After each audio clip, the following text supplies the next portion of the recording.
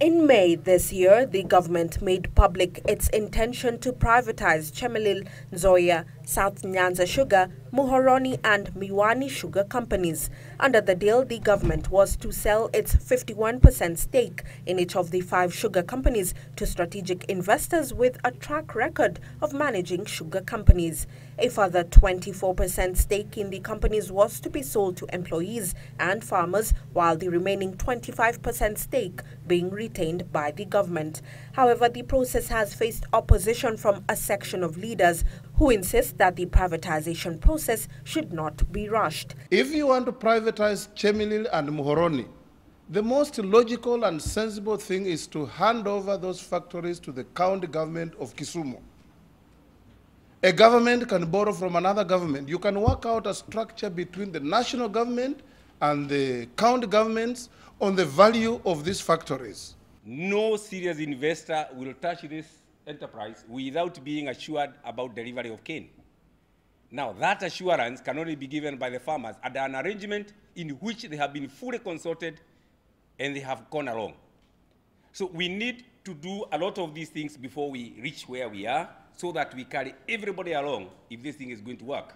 Gachagua says the government should undertake wider consultations, especially the public and sugarcane farmers. There may be need for direct cash injection into this if the farmer is going to be supported.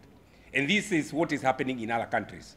And therefore, to develop models like this, it requires a lot of consensus, a lot of sitting down, a lot of agreeing on things before we can come and adopt a model that, however good it is, has not been developed with enough public participation for it to work. Acting Agriculture Cabinet Secretary Aden Mohammed underscored the need to privatize the sugar companies, noting that it would encourage healthy competition of firms posting profits and not losses, as is the current situation. We are suffering from a situation where, if we are not careful, there could be a concentration of power in few players, and many of our government-owned farms continue to die down. And so the sooner we inject certain amount of competition in this sector, the quicker we actually, because competition, I can tell you, will create the innovation. A total of 600,000 tons of sugar is produced annually, compared with the annual consumption of 800,000 tons. The shortfall is imported from the Comesa region.